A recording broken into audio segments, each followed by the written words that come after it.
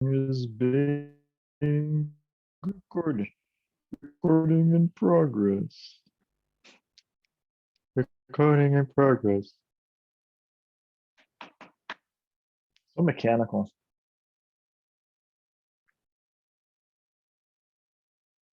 Okay, so welcome EE225E. Lecture a lot. Woohoo! Which lecture is this? Like 1,000?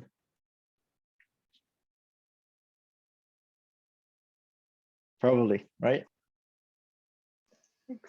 Yeah, close, like 17. Okay. Yeah. So quick, actually, any announcement? Yeah, actually, the deadline to submit kind of like your a paragraph idea of what you want to do for the final project is tonight. If you have like any concerns, please reach out before then, hopefully. And then the next homework is actually already posted, but it will be due in a week. Yeah, and that's it. Okay. It should be a fun homework, by the way. Like all homework.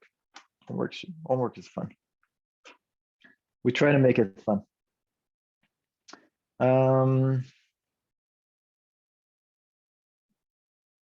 Okay, I'm going to take this cable out and I hope it doesn't disconnect. So hold on. Hello?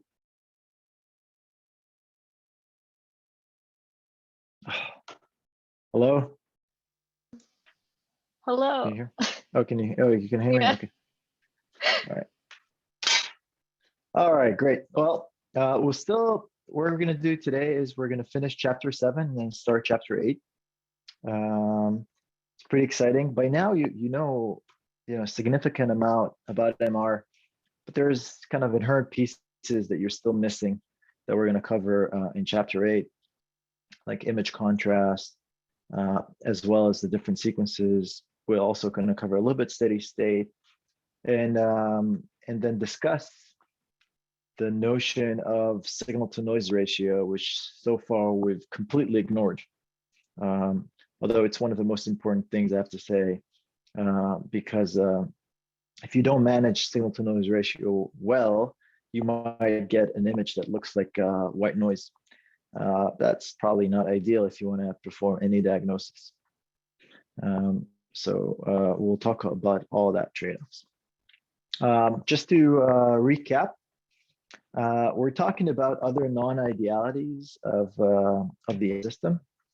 And in particular, I described last issues of RF inhomogeneity, which affects both the excitation and the receive part of the, am I receive okay? Or a little It's bit like laggy? a little bit laggy, yeah. Yeah, sorry. This is not my usual setup, so I'll do my best. Let me sit down, maybe that'll improve the internet. Okay, so the RF inhomogeneity affects both excitation and the receive side. In the excitation part, what it actually does, it creates a spatially varying flip angle throughout the volume. So you think you're exciting, let's say a 90-degree flip angle, but in some places it will be 95, some places it will be 100, in some places it will be 110 and so forth. So that can be an issue sometimes, especially if you want to do fat suppression or fat saturation. The other thing, it will also vary the phase. So the phase will vary in space. And this is one of the reasons that MR images actually have phase in them. Not the only reason, but another contribution to phase. And this actually gets really worse at high field. At high field, the effect of the RF inhomogeneity is worse because you start seeing wave effects. At low field, the frequency is low, so the wavelength is bigger than the length of the body. So your entire body sees pretty much the same RF. However, at high field, that is not necessarily true anymore. In particular, for 70, the wavelength, let's say even in the head, is actually smaller than the head. So if you want to try to maintain a uniform excitation throughout the head, is not trivial at 70. Of course, it also affects the receive side. In particular, you can try to make a single, very homogeneous, like a single coil that tries to receive your MR signal. Okay, before that, let me just show you. So here's just the example that I showed you last time. This is a body. This is a body scan at 3T, and you can kind of see here this darkening, this dark band, and this dark band is a result of these wave effects. So in particular, this areas over here would not see, we'll see a lower flip angle than these areas. So that is very, very common. Sometimes it will be either an enhancement or darkening, depend on the phenomena, depend on the standing waves that you actually create, and depends on the size of the object and actually how much it loads, and also its dielectric constants. Okay, so it varies a little bit. Now, one of the things that people try to do is to map this field. So this is called a B1 field. So it's B1, and this B1 turns out to be then a function of R because of this inhomogeneity. And so often it is necessary to try to map the excitation field in order to know where the issues are and perhaps even correct for them. And there's many methods that were derived in order to do this. Any ideas of actually how to do it?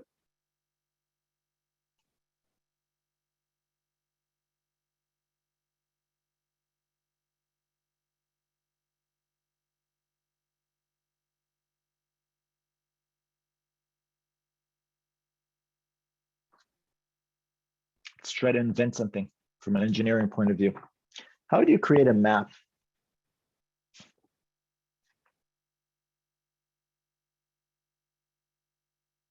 It's kind of a problem, right? Like you make an image. How do I know? How do I know that this is dark because the B1 is low, or it could be that there's, I don't know, gases in the bowel, and that's why it's dark. I mean, there has to be something, right? If you have Like like ground truth, like a sample with same properties everywhere, and then if you image it, then you are gonna be able to figure out what's the inhomogeneity. yeah, okay. So you can take an object that's completely uniform, yeah, right? Excited with some flip angle, right? And then you'll be able to you'll see different, different, I guess, intensities, right, within that object. Yes. And then perhaps from that you can infer. It's a good idea, but there are caveats to this. Because first of all, how would you know what flip angle you're actually, I mean, there will be variation, but how do you know what is the absolute value at every point? I mean, you'll see, oh, this point is lower, this point is higher, but what would actually be the value that you would extract? Right, so that could be an issue, right? Yeah.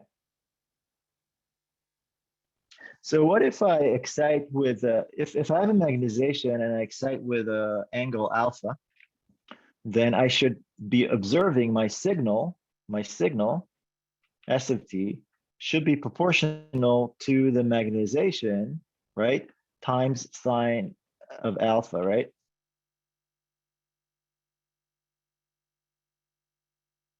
Okay.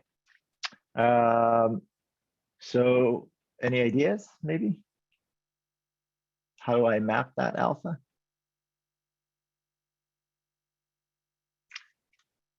What if I acquire another image with twice alpha? Okay, 2 times alpha. So it's with reference to whatever I excited before. So let's say, so this is S1 of t, and then S2 of t will be proportional to the same m. That doesn't change. Sine of 2 alpha.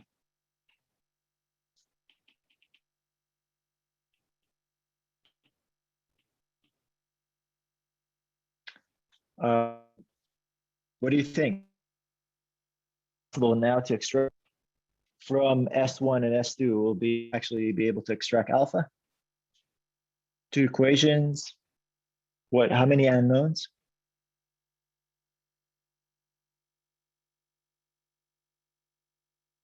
How many unknowns? 2. 2, right? M is unknown, and then alpha unknown. So 2 equations, 2 unknowns. Well, it depends what angles you pick, right? That could be an issue. But yeah, potentially you will be able to solve. This is called the double angle method for mapping B1. So pretty nice method. So often what you do is you apply alpha to be maybe 20 degrees, and then 2 alpha will be 40 degrees. And then from there you'd go on and try to find what's the nominal alpha that's being done. Of course, if you could have picked maybe 45 degrees and 90, but then that could be an issue because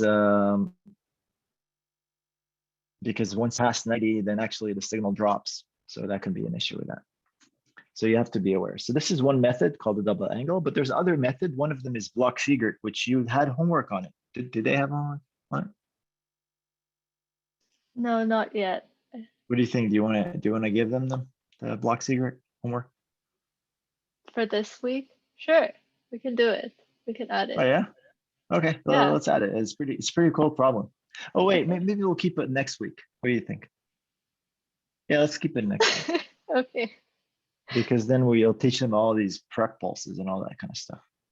Okay, so there's another really nice method that you can map B1 field in the phase of the image, which is interesting. By the way, if anybody wants to do a project on B1 mapping and actually implement a method on the scanner, that would be tremendously useful. So highly recommended too, if you still don't have a project idea. Now it also affects receive. So here's a Phil Beatty lying inside an 8-channel MRI coil, and you can kind of see the loops over here. Each one of those loops are individual coils that are attached to individual receivers. In this particular system, there's 8 receivers. And what happens is that because you put this loop, the loop now has a spatial sensitivity. It's not uniform across the entire volume. So if you have a spin, let's say over here, it will not be received by any of these loops. Like this loop will, it's too far. And so just according to Biot-Savart law, if you have any source over here will not induce any, like very little EMF in this loop. However, if you have, spin over here, it will be, strong, it will induce a strong signal. So you can kind of see that if you have a coil next to the head around here, the area of the head over here will be brighter. Have a coil over here, then the area next to it will be brighter, and so on and so forth. So this is the nice thing about this array, and hopefully you can kind of see the shading that happens, and that shading is both in magnitude and phase. I'm not showing here the phase. So the model now of a signal is actually a contribution of both the magnetization multiplied by the coil sensitivity, and then that is Fourier transformed.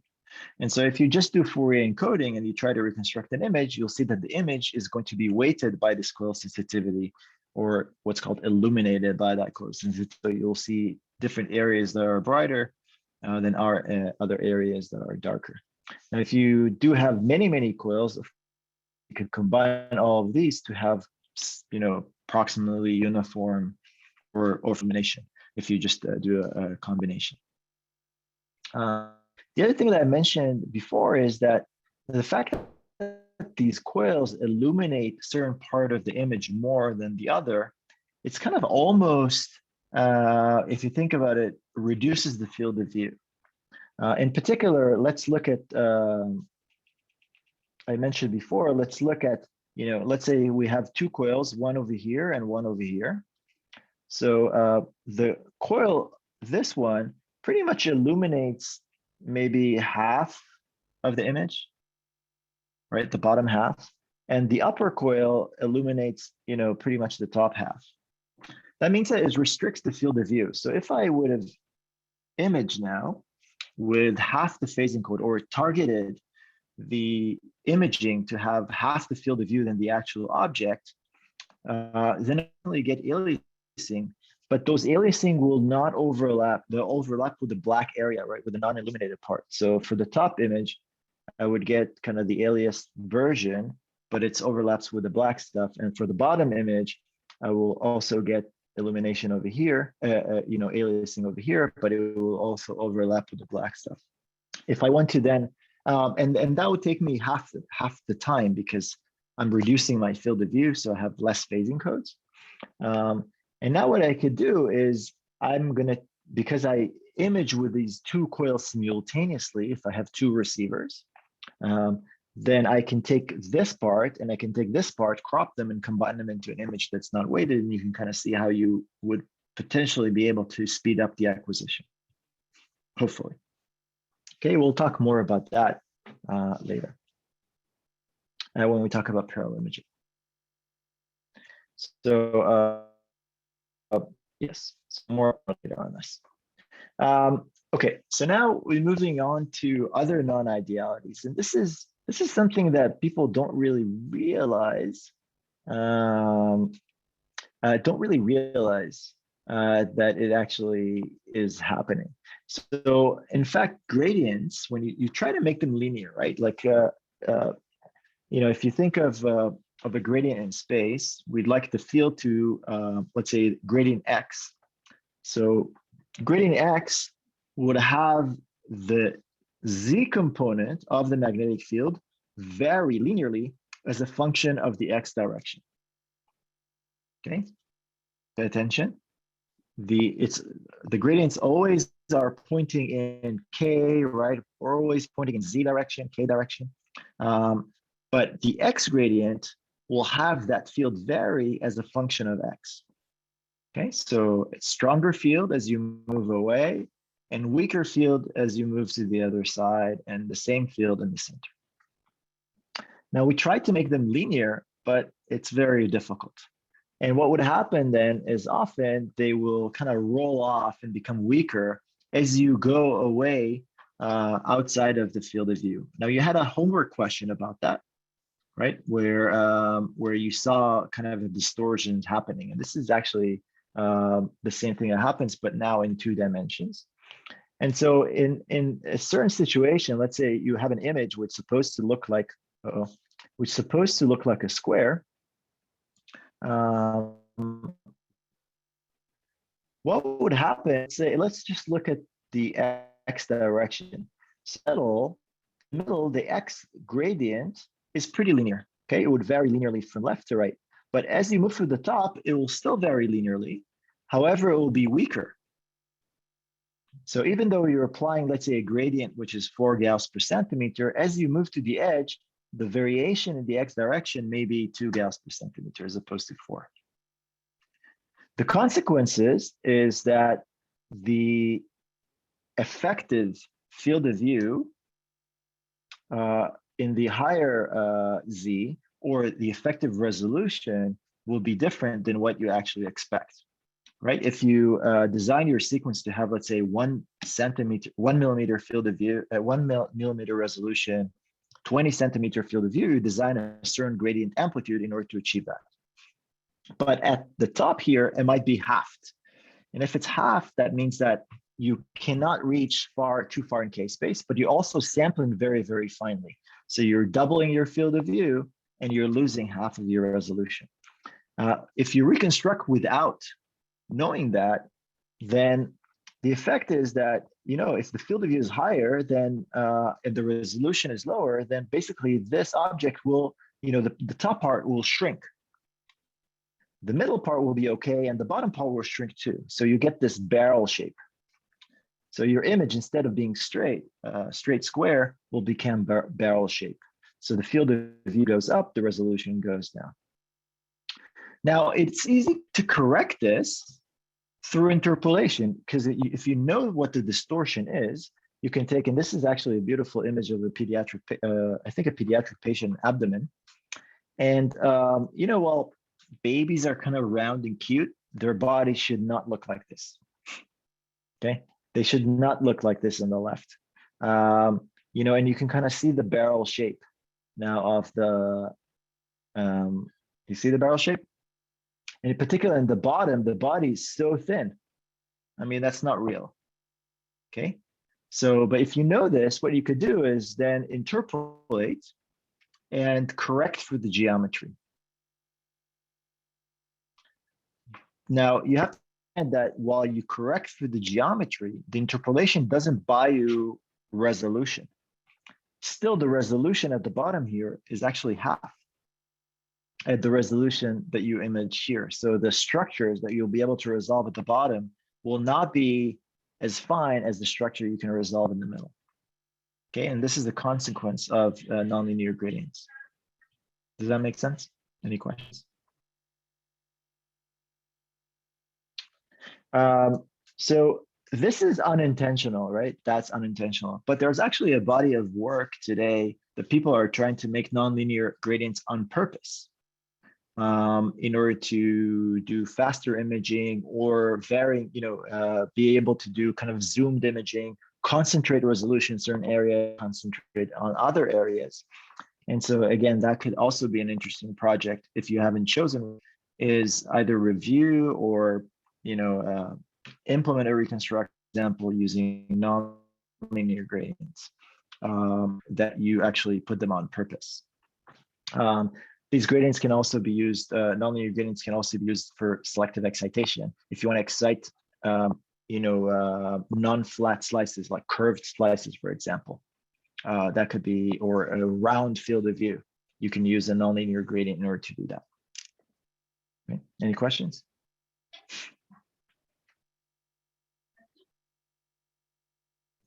Isn't MR wonderful? I mean, I don't know. I mean, I have to say, it's just so many things to think of. Oh, great. All right. So then there's this issue that we often just completely ignore, and often don't even know how to deal with, but I'll mention that anyway. The consequence of these are not dire for Cartesian imaging, but they could be actually for spiral, non-Cartesian type of sequences, as well as if you want to do any quantitative information like measuring flow, things like this. The result of what we call concomitant gradients or Maxwell terms have an effect on your ability to quantify and will create errors and biases if you don't actually account for them. So here's the untold truth here that we tried to disguise. I told you, let's do a gradient in the magnetic field that varies, in X and varies in Y. Well, turns out if you actually ask Maxwell, he will tell you that it's impossible. It's impossible to create a pure gradient that points in the Z direction that varies in X and Y. I mean, it's just not possible. Like, it just violates the Maxwell equations. That kind of sucks, right?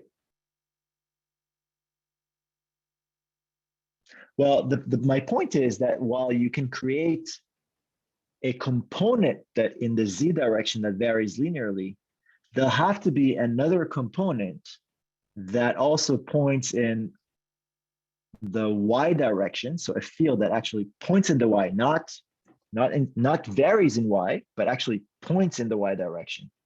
And there's another component that points in the X direction, and so on and so forth. Like, it's just impossible to just create something that points in Z and vary linearly. So it has to kind of bend in points. Also, it has a component that points in Y and points in X and points in Z. Now, because the main magnetic field is so large, then really pointing in wide, it's just a small component, so it really doesn't affect much in terms of precession. In particular, let's say if you have a very strong B0, and you have a very small components that points in, let's say, in X direction, well, yeah, it tilts the magnetization a little bit, but it doesn't tilt it much. It's still kind of pretty much pointing in a Z direction.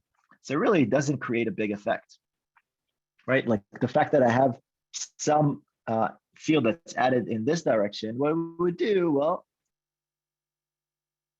basically my new Z would be a little bit shifted and slightly elongated, right? But it's pretty close, right? Like it doesn't affect much. So if you want to account for, but it does add a little bit, right? Like it does add a little bit in length and a little bit of a shift. So if you actually try to then derive what is this lengthening effect, then for cylindrical coils that are used in MRI, we can have this approximate term of what is the field pointing in the K direction or the Z direction. So the field is actually composed out of the main field, which is B0. B0 points in the direction. There's GX times X plus GY times Y plus GZ times Z. Well, that's, you can kind of recognize, right? Those are the actual gradients. They also point in the K direction, right? So these are all pointing in K. But then there's this extra component that my internet connection is unstable. Okay. Am I okay now? Okay. There's an extra component here that also points in the K direction, but it depends on the applied gradients, and it also depends on your position. You can derive those. I'm not going to derive those, but you can go to Bernstein book and see how this is being formed. And it's, of course, proportional to B0. Why is it proportional to B0? Because remember, if B0 is high, any small components really doesn't do much. But if B0 is not very high, well, then any components that points in the other direction, well, that shifted quite a bit and makes it a lot longer. Okay, so that can create a big effect. But because B0 is so high, you know, a tiny magnetization will not really do much, but it's just a small component. And so the approximation is really proportional to many things here. So there's GZ squared divided by 4 times X squared plus Y squared. So there's quadratic term here that depends on position, that depends on the applied GZ. There's another component that depends on the applied GX and the applied GY, that is a function of Z squared. There's another component that depends on the applied GX, the applied GZ, and Z squared, X times Z, and so on and so forth. Okay. So what are the consequences of that? The consequences, here's an example. Let's look at a situation where we're imaging a slice that's 20 centimeter off isocenter. You're not imaging a slice exactly in the center. By the way, at the center of the magnet,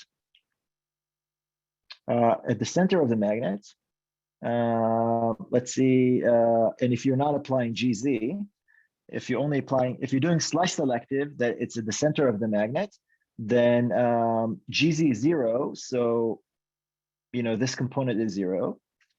Z square, because you're at the center of the magnet, that's 0 too. So this goes away. And then Z0 is 0 here and GZ is 0 here. So all these components are, you know, pretty much do not affect you if you're imaging a slice at the center of the magnet. But if you're actually imaging a slice, let's say 20 centimeter off the center, well, then you're going to see some effect.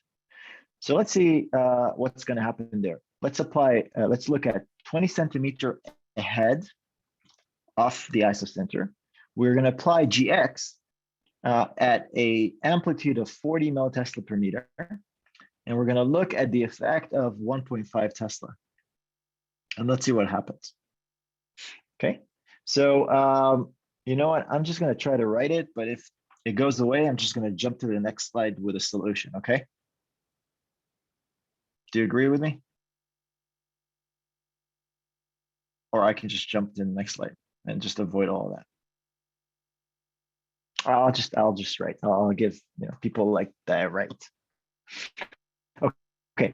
So let's see which component. So z equal 20, right? And we're not applying gz. So this goes away, no gz.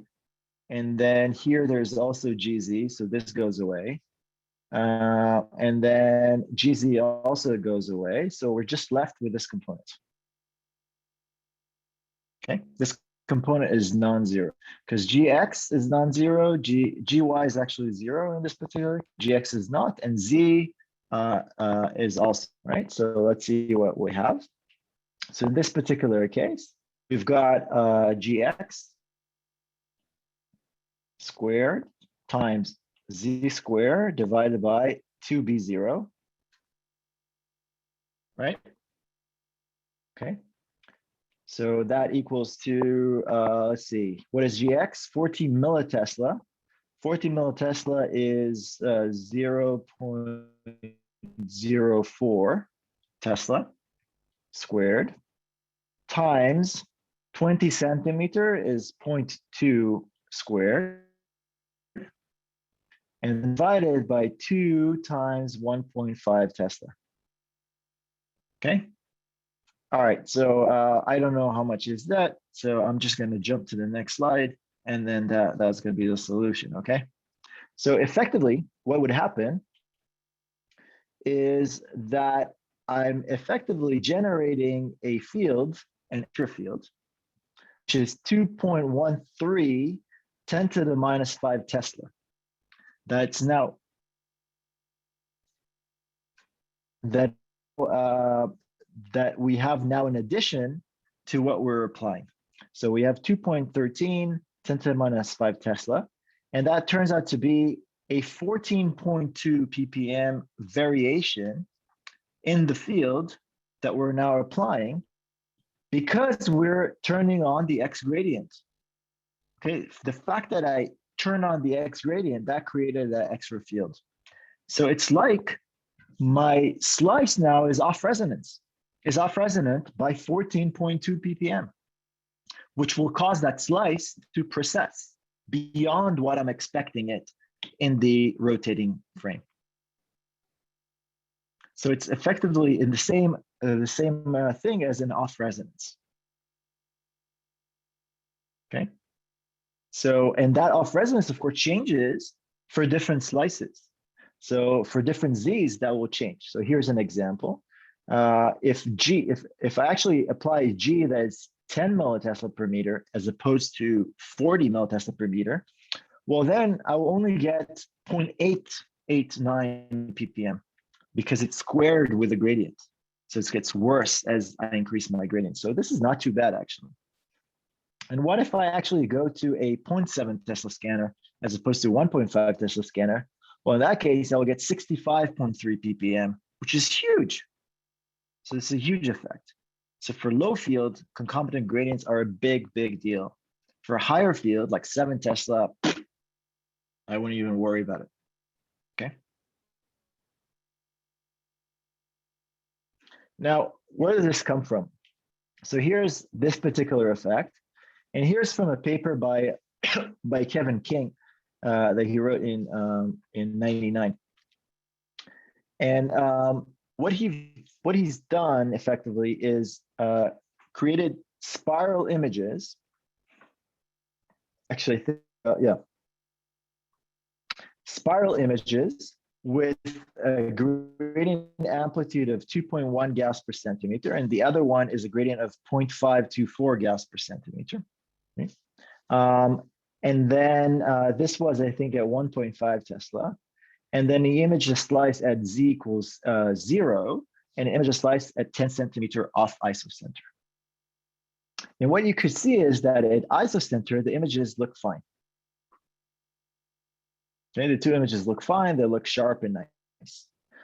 But as you move 10 centimeters away, the one with a small gradient, doesn't look bad for spirals, right? It still looks pretty sharp. And remember, what's the effect of off resonance of spiral? Remember, off resonance of spirals. We kind of talked about it. It looks like a blurring. And what happens at 10 centimeters away? Well, here's what you have. You get blurring that looks like off resonance, even though there was no off resonance whatsoever associated with this. Ekin, by the way, when you're doing your spirals and stuff, off isocenter. Okay, so you can get this effect. Now that can be corrected, but you have to be aware of that. Okay, of that effect. Any questions? You can also imagine how this could be quite complicated if you do a oblique slices, right? When you have oblique slices, you're applying both X, Y, Z gradient, and also you're varying both in X, Y, and Z. And that could be a big issue in order to correct for. Okay, because there'll be space varying.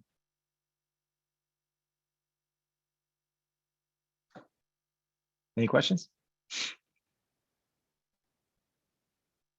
So solution, if you don't want to avoid this, don't push your gradients too much. Right, that's one way. Don't image off isocenter. That could be a problem.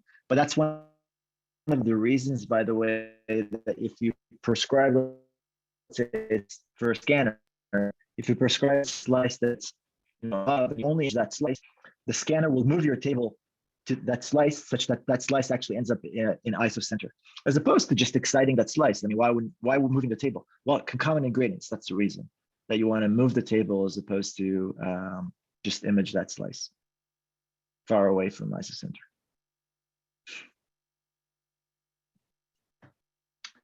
Now, my PhD students in my group is very lucky that we have a table that has a motor that can actually move. But some people did their PhD in a system that had a table that didn't move by itself, and we suffered all the time from these concomitant gradients. So, in the good days.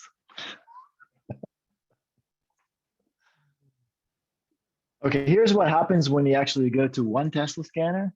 So 1 Tesla scanner, then when the gradients are weak, the image is sharp. When the gradients are high, the image starts getting blurred. And this is what happens at 1.5 Tesla. You can kind of see how it's less worse. Okay. All right. So we talked about RF non-idealities. We talked about gradient non-idealities in terms of nonlinearity as well as concomitant gradients. But there is actually other non-idealities that we have to talk about that we're kind of mentioned before, but we really not explicitly. So remember all the Paul sequences that I drew to you, let's do a, phasing code, right? And then let's do a readout, right? And stuff like that. Remember those graphs that I had? Turns out it's not realizable. It's not realizable because gradients actually have finite rise time. So if I want to play something like this, I can't. I'm going to tell my hardware to do this, and it's just going to error because it's impossible to go from 0 gradient to a constant gradient without putting infinite current in those coils because they have pretty much inductance, built-in inductance, and the inductance actually is quite huge. So in fact, what we do is we model those, and this is why, any Paul sequence which will have some function to design a trapezoid, like you did actually in the homework, right? You designed trapezoid waveforms. That is the reason, because there's a finite rise time. If you want to achieve, let's say, to get up to 4 Gauss per centimeter or 40 millitesla per meter, then it will take you about, well, depends on the slew rate that's your system allows, but maybe about 0.2 milliseconds to get there. And then once you get there, you have also time to actually ramp it down.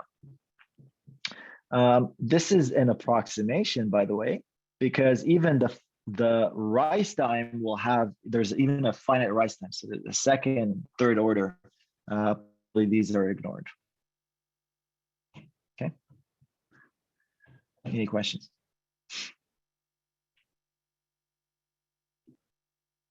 Are we done with gradients? Non-idealities? Remember what I told you about, RF works all the time? Remember I told you that? Like you tell the RF system, it does it, no problem. And then I told you gradients, right? Yeah, gradients are the nasty, these are it's the bad uncle, the one that, shouts and ruins the image for you. All right, so there are other issues with gradients. So let's talk about the Uncle Eddie, okay? Everybody talks about Uncle Eddie all the time. And these are the eddy currents, okay? Eddy currents that are generated and are blamed for pretty much everything that has to do with an artifact. Even though not always it's the eddy currents, but if a students come to me, it's like, oh, I got these artifacts, I would say, well, eddy currents for sure. That is, this is the thing that you say. And pretty likely the result, but it's not always the result. Okay, but it's a very likely candidate. Okay, so what are eddy currents? Eddy currents are pretty much currents that are generated by electric fields from changing magnetic flux. Okay, so the fact that you change your magnetic flux and you're hitting some, internet unstable. Can you hear me okay? Yes. So I'm in Seattle right now visiting my sister-in-law, and there's tons of kids here.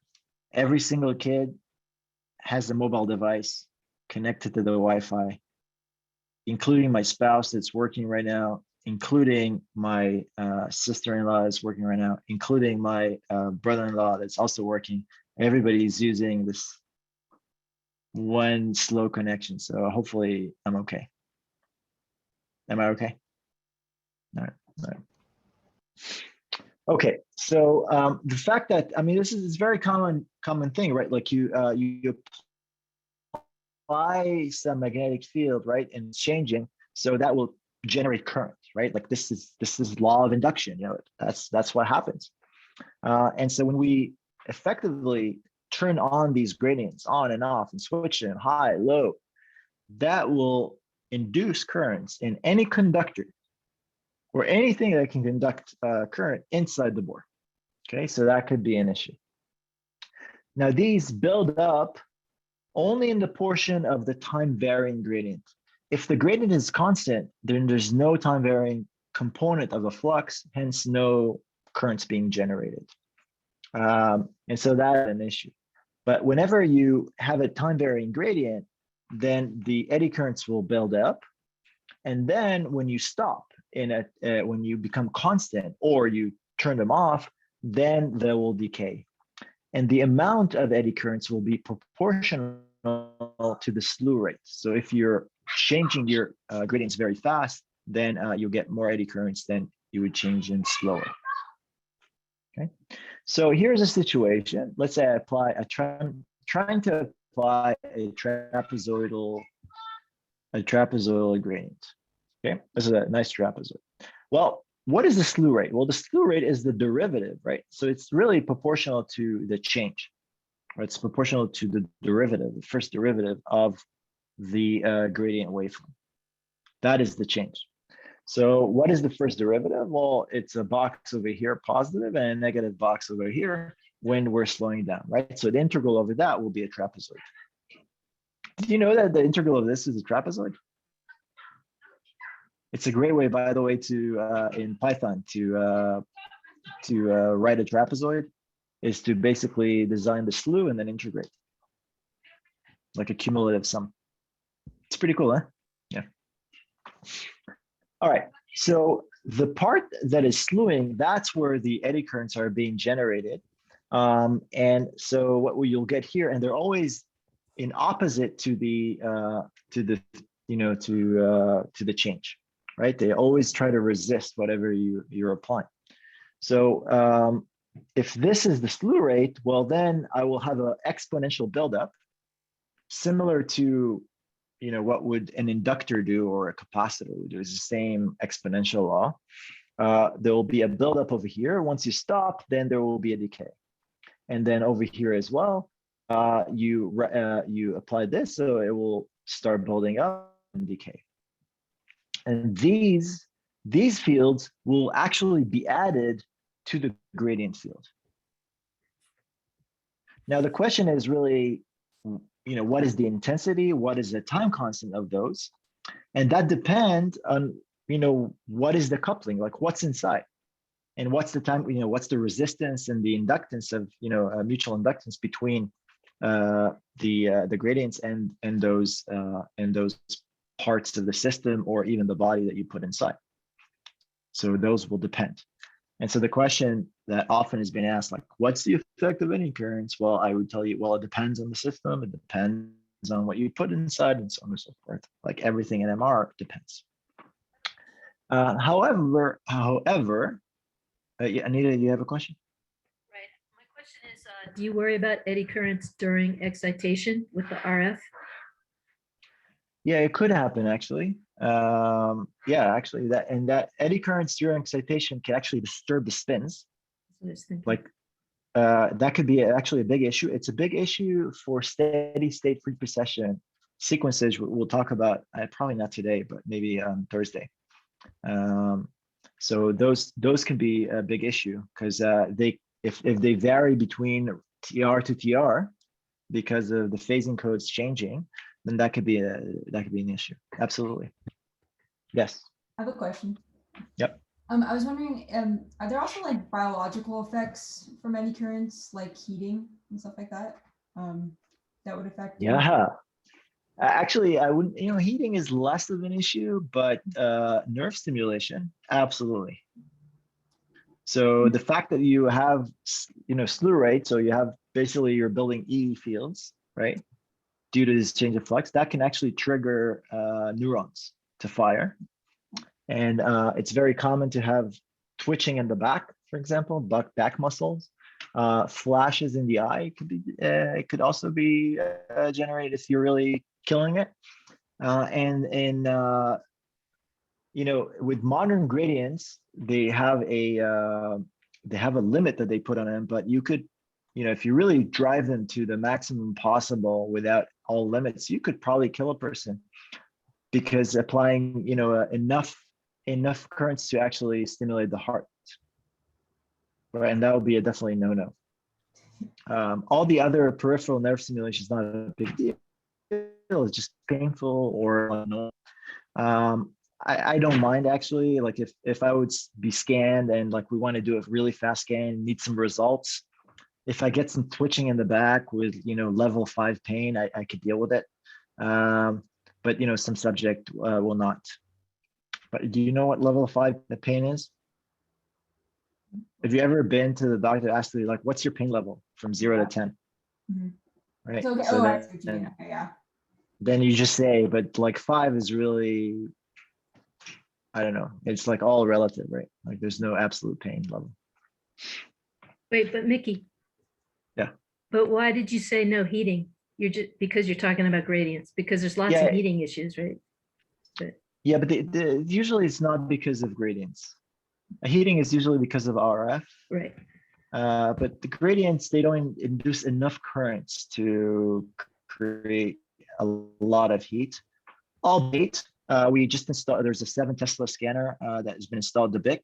It has really, really strong gradient, various switching gradient, 750 millitesla per meter per second. Just to give you an idea, the full body scanner, the GE one, has 33. Okay. So when The scanner Not 33, calculates, sorry. It has 150, sorry, 150. when the scanner calculates the heating from SAR, does it only do it during RF or on the Yeah, 7 just RF. Tesla? On the 7 Tesla, does it do it during the gradients too? No, it just computes RF. But we wanted to put an RF coil in, and the coil shield is very close to the gradient. And they were worried about the fact that the gradients switch so fast that will create heat in the shield.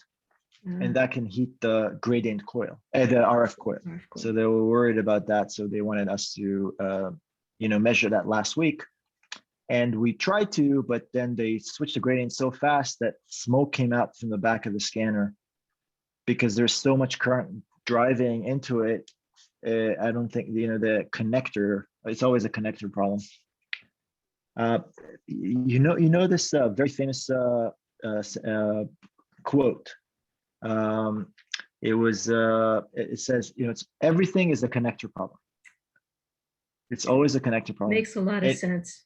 Right. And it was said by this amazing researcher called, I think, Anita Flynn from MIT. Anita's first law. From MIT. There you go. Originally.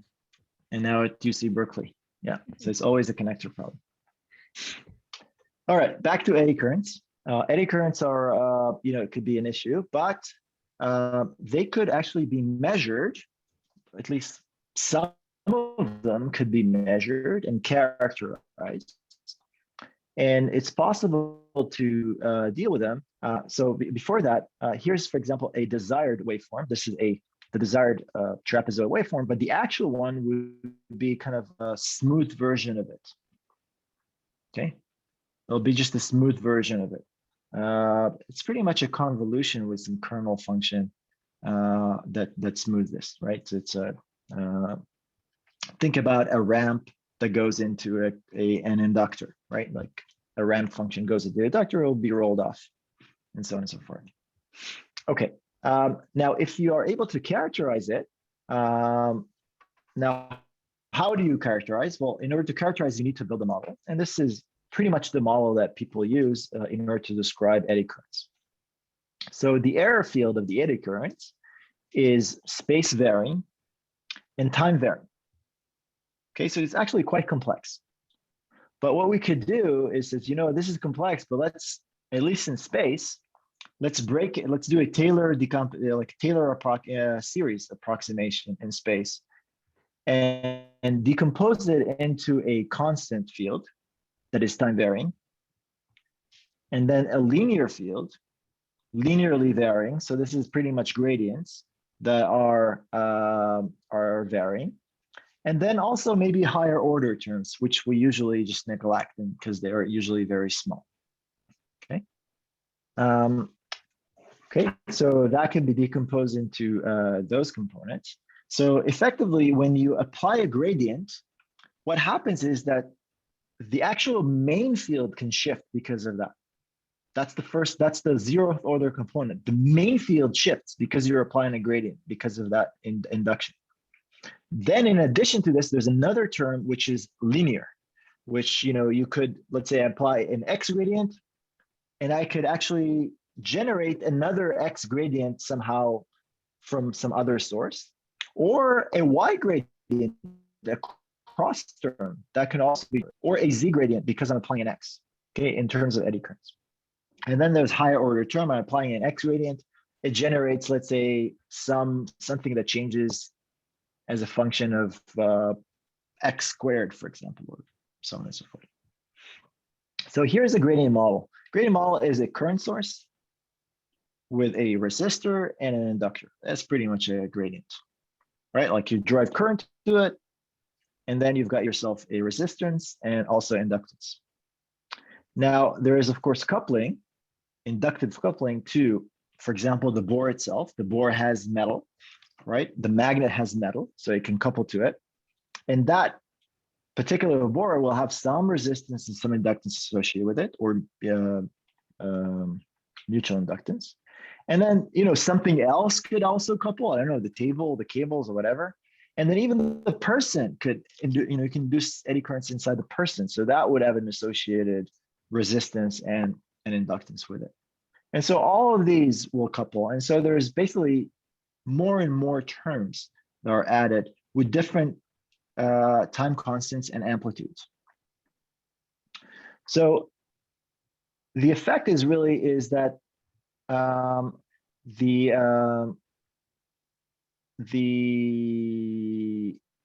so the actual gradient that's being applied, the actual field that's being applied, is pretty much the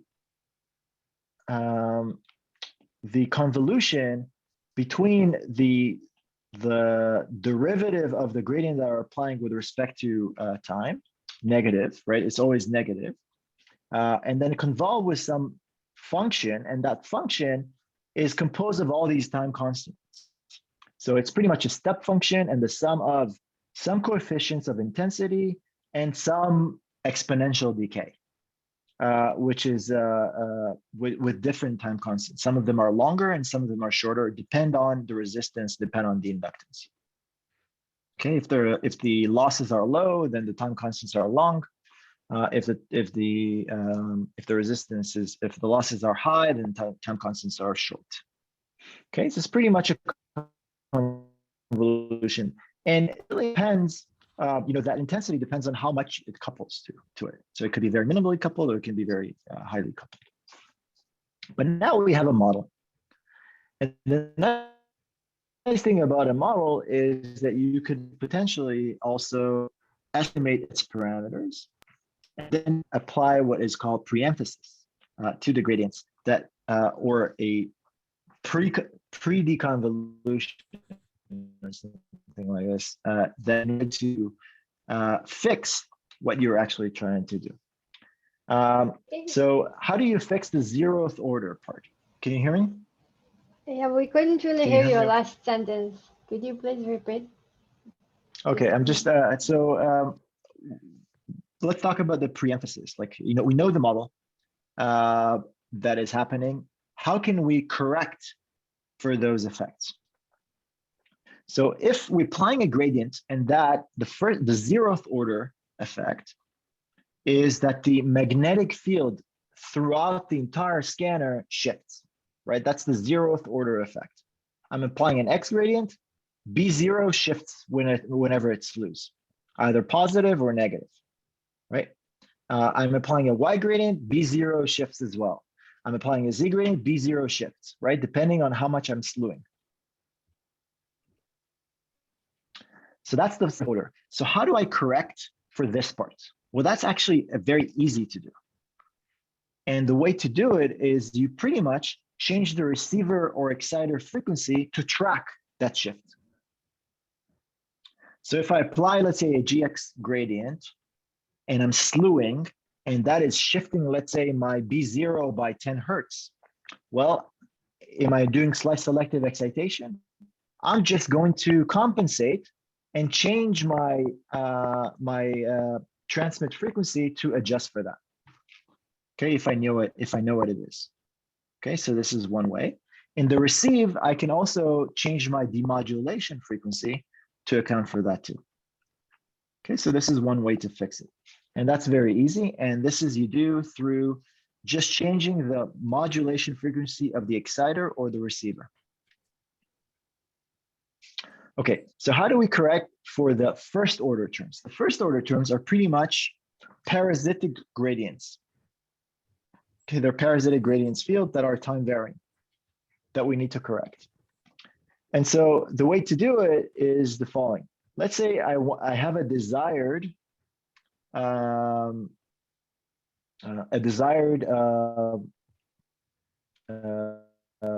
trapezoid that I want to generate, right? This is the field that I want to generate.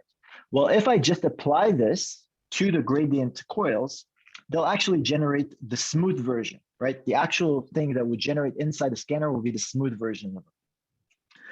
So if I have a good model of what is the smoothing operation, what are the convolution operation that's going to happen, what I'm going to do is I'm going to pre-emphasize that waveform, basically deconvolve by the same function, and actually send this.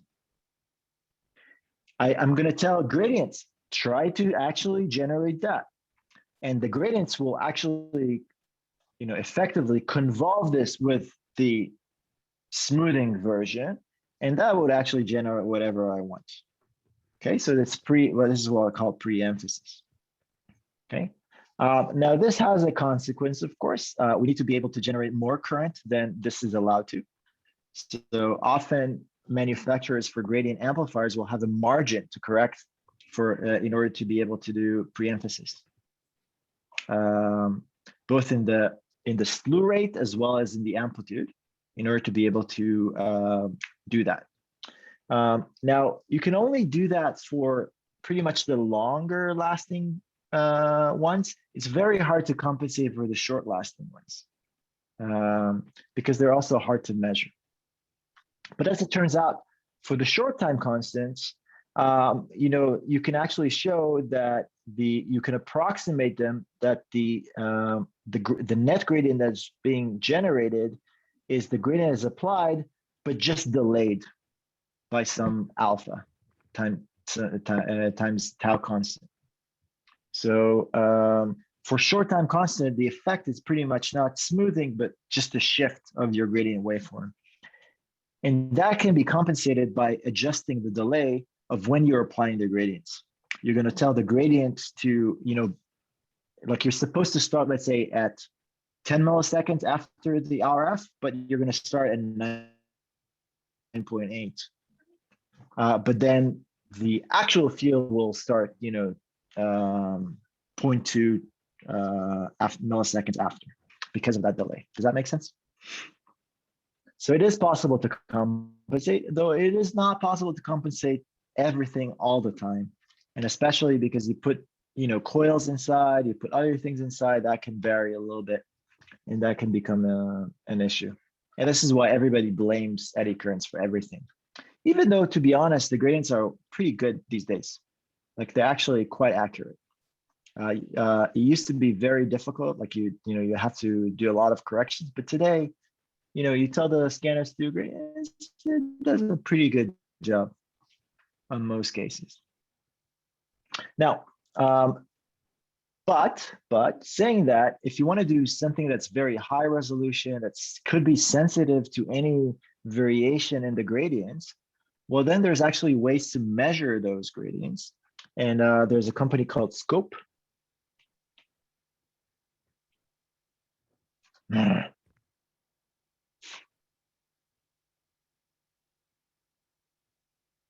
There's a company called Scope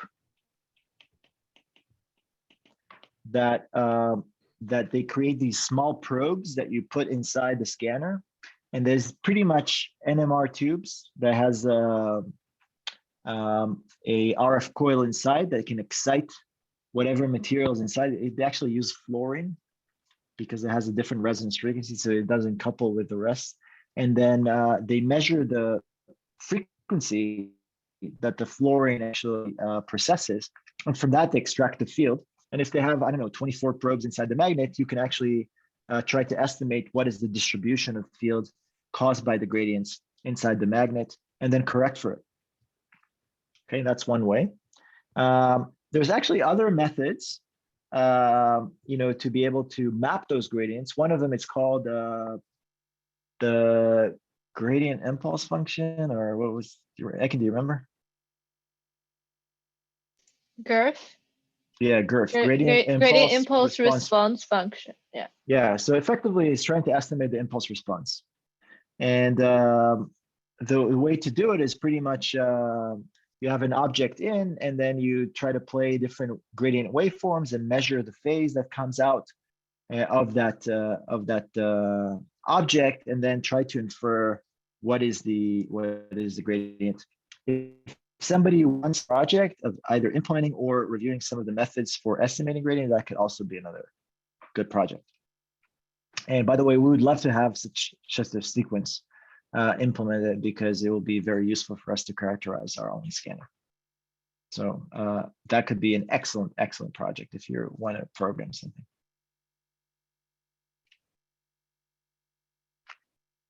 Any more questions?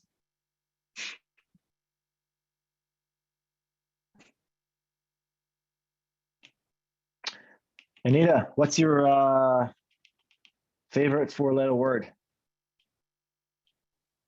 Done. Done. We're done with chapter 7. Yes. All right. All right. That concludes chapter 7. So, let's go. Stretch. 7, 8. Coming up.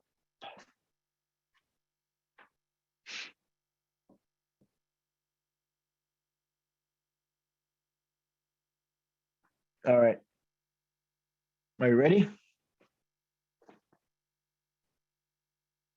Okay, we've got 15 minutes. We can move on and talk a little bit about image contrast. What do you think? It's pretty nice, huh? Image contrast. It's lovely. Right.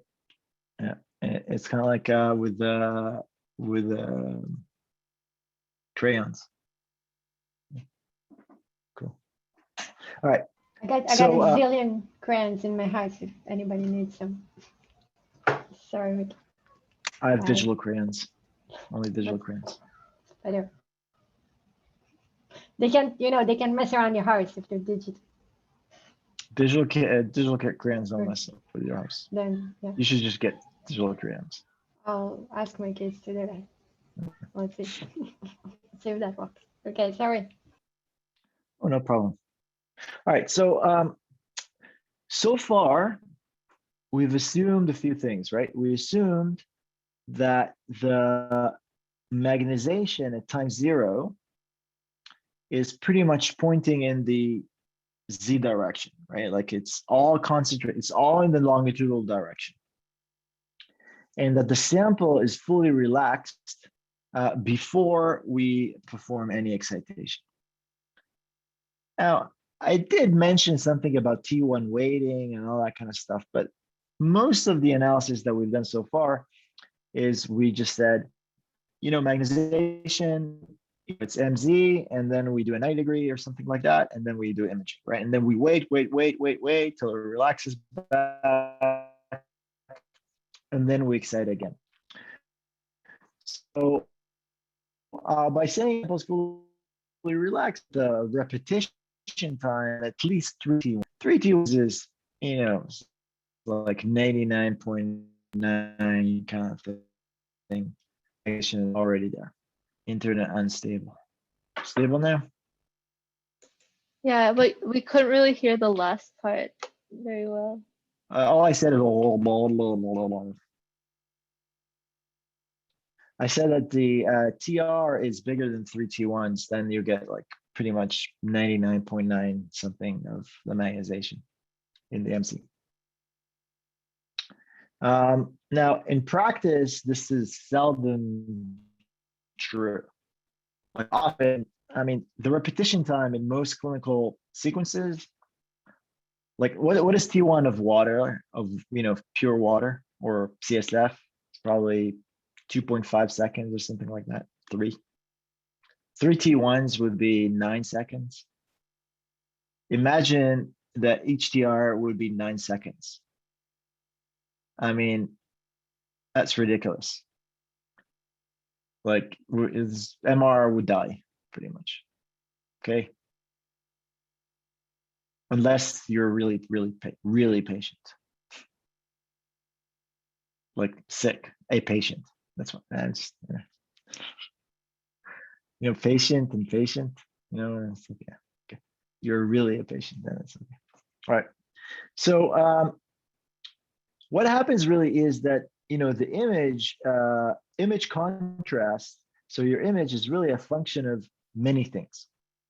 It's a function of some physical parameters, rho, which is the proton density, T1, T2.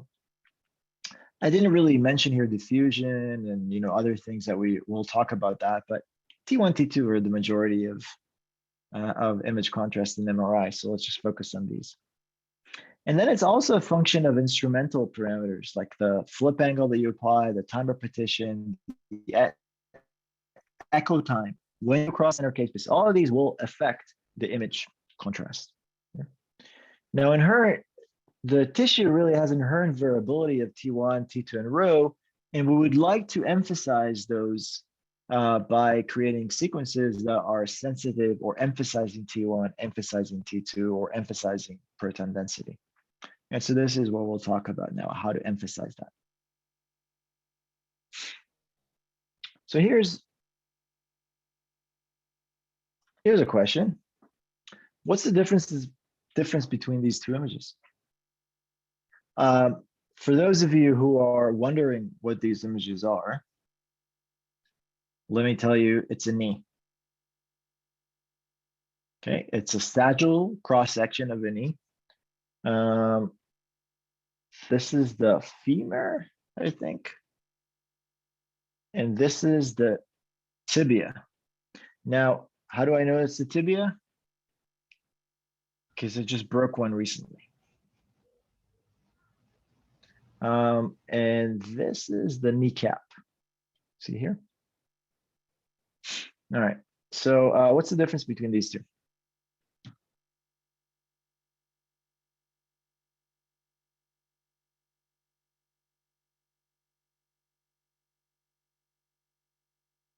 I mean, there are subtle differences, right?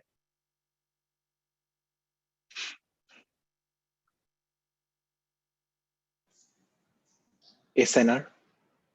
SNR is different. Yeah, SNR is different.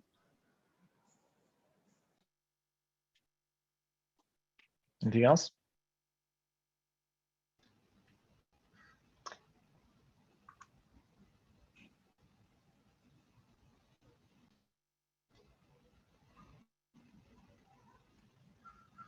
Come on, anything else? It's hard to say if the resolution is different because this could be an artifact of the zoom. No, the resolution is pretty similar, actually. Yeah. The It's the bottom artifact of of the, SNR. I was What? going to say Yeah. the bottom of the left also is missing. Yeah, it's a Missing little bit it. more, yeah, it's a little more dark at the bottom of the left. By the way, that was with concomitant ingredients and that kind of stuff. But I won't talk about that. What else? So first of all, these I have to say both T1 weighted, right? So they're weighted by T1. The reason that you know that they're weighted by T1 is usually because the bone is bright. T1, bone, and also this is fatty. So fat is bright. Fat has a very short T1, so it's T1 weighted. Okay. This one has lower SNR, that you nailed. But then this you haven't noticed, right? So this is actually the meniscus part. The meniscus has a very short T2. And so here you can actually see the meniscus. Here you don't. Here it's dark. Okay. What I didn't tell you is that this is actually a spin echo image and this is a gradient echo image. We talked about those a little bit right in the past. And definitely notice that a spin echo, right, like because you have to put in 180, then the echo time has to be delayed. There's just no way to avoid that. And hence the meniscus signal goes away. Whereas a gradient echo doesn't. But gradient echo suffers from other things like T2 star decay and so on and so forth. Okay. But they have pretty similar contrast. Did I mention that?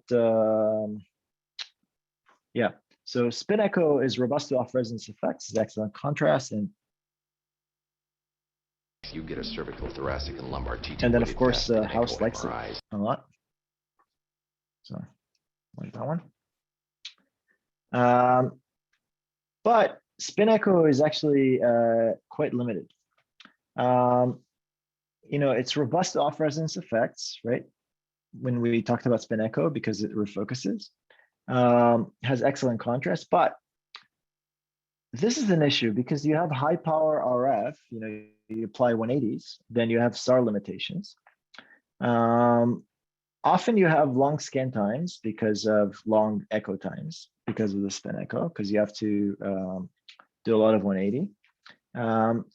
Because you do all this 180, it's often, and the TRs have to, because of that, they have to be long. You'll have to do kind of a multi-slice 2D as opposed to doing a 3D acquisition. We'll talk about that a little bit more. And then if you actually want to do scans in 3D, then often you'll have very long scans. There could be a lot of artifacts associated with from motion. Gradient images, gradient echo images, which don't have a spin echo, are very fast, can have a short T, and they're often will be 3D, which we'll talk about that too. So this is a spin echo sequence, right? Like we've seen this before. Okay, internet's gone. Now I'm back. Then now I'm gonna say what I said before, because it probably was blah, blah, blah. And I'll say, okay, so here's a spin echo sequence, right? Like you have a slice select, you have a 180. That's not right. That is right. And then you've got the spin echo and the gradient echo with a phasing code and so on and so forth, right? Recognize that? You've implemented in the lab, you should know, okay?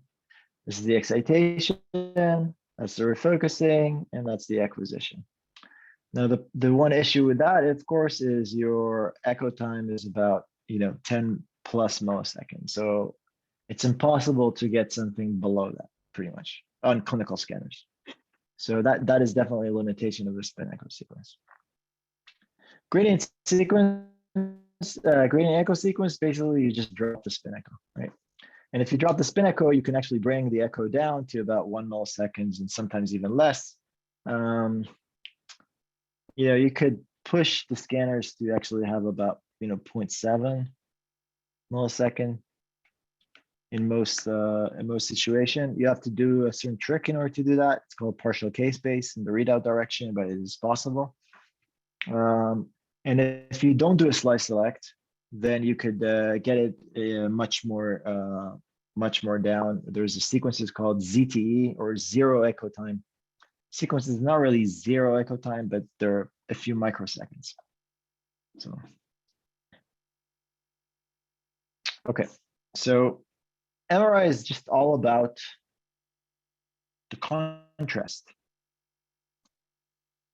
right?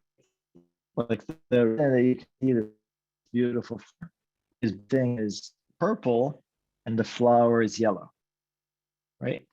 If I removed, if I would change the colors on you and I would make this also purple, then it would be much harder to see this, right? So it's really the contrast that makes MRI so amazing. Now, in order to generate contrast, you have these knobs that you are able to change in order to emphasize certain effects. And this is kind of what we're going to talk about that. Okay, so there's a lot of variations in, and I'm going to first of all talk about gradient echo. We're going to talk about spin echo a little bit later, or at least translate those ideas into spin echo. So here's a typical gradient echo sequence. It's repetitive. It goes all many times. Each time you do a different phasing codes, and so on and so forth. Right. Now, what are the knobs? Well, the knobs are the following. So if this is excitation, phasing codes, readout, there's something that we can do here, which I call surprise, that we're going to talk about that. We're called spoiling, that will actually mess up with your contrast. Like whatever you do here can create a completely different image. Okay, and we're going to talk about these. What do they mean? Okay.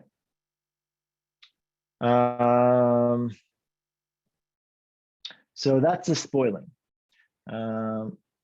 So depending on what you do here, you can get an image that looks like this, or looks like this. Those are quite different, right? But The sequence looks exactly the same. It's just I do something here with the gradients, and then it looks like that. I do something with the gradients, it looks like this. I do something with the gradients, it looks like this. Crazy. Okay, we'll talk about that. The other variations that you have is what is the actual flip angle that you apply, and what is the phase of those flip angles. And depending on those, you would get also some effects. Other knobs is what is the time between this repetition? That's the time repetition between RF. And of course, the echo time, which is the time between the RF and when you cross the center of K-space. That's another contribution to your contrast. And finally, you could actually do, before you start and collecting an image, you could put another surprise that would, it's called a prep sequence or preparation that would change the state of magnetism to size a certain something, and then you perform imaging sequence after that, and that would be weighted by something that you do in your prep. And so here's just an example of an, this is an abdominal scan. These are the kidneys, okay? These are the kidneys. And the kidneys are nicely surrounded by fat to protect the kidneys. And so the white stuff here is fat that surrounds the kidneys. And so the kidneys look darker with respect to fat.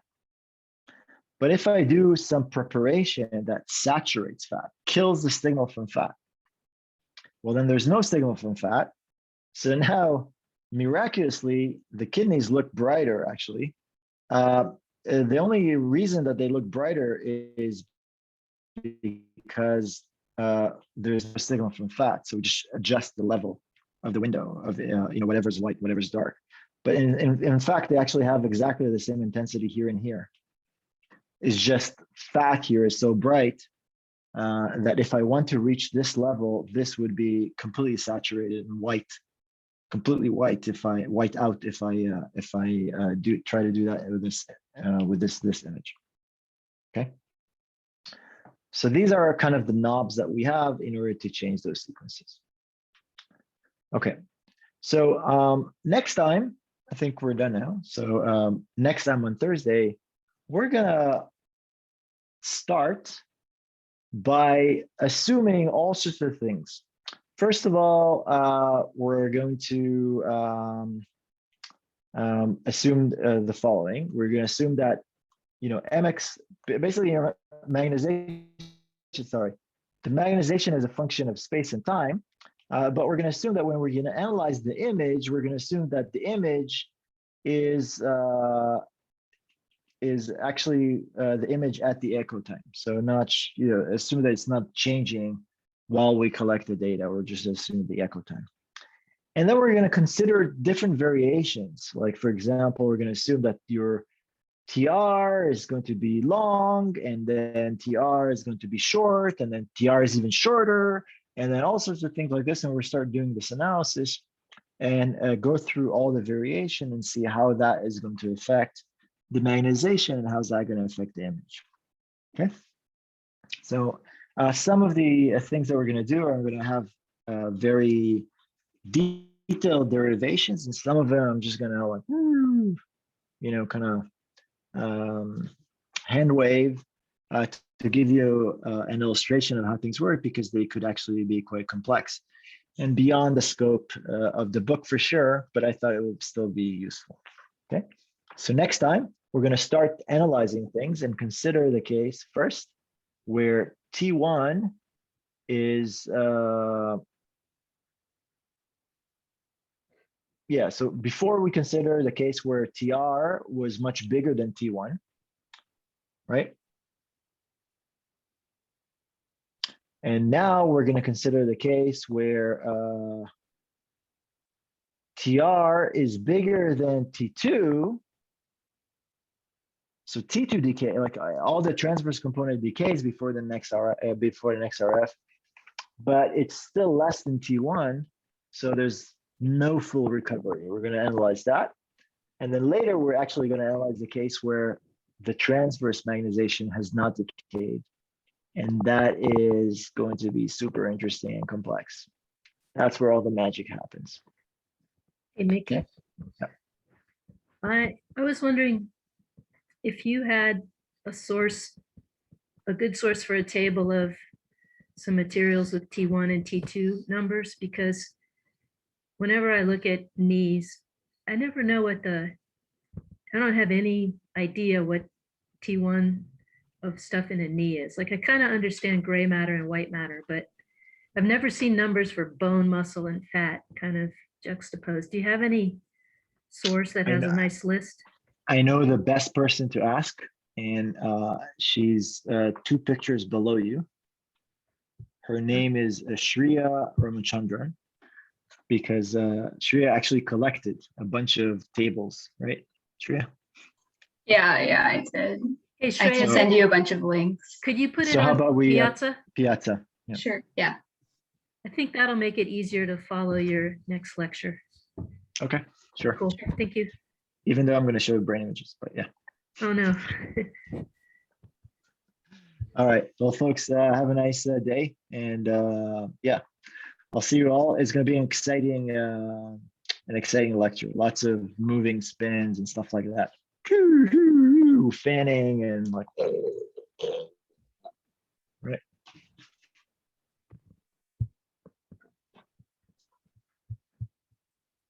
Right. This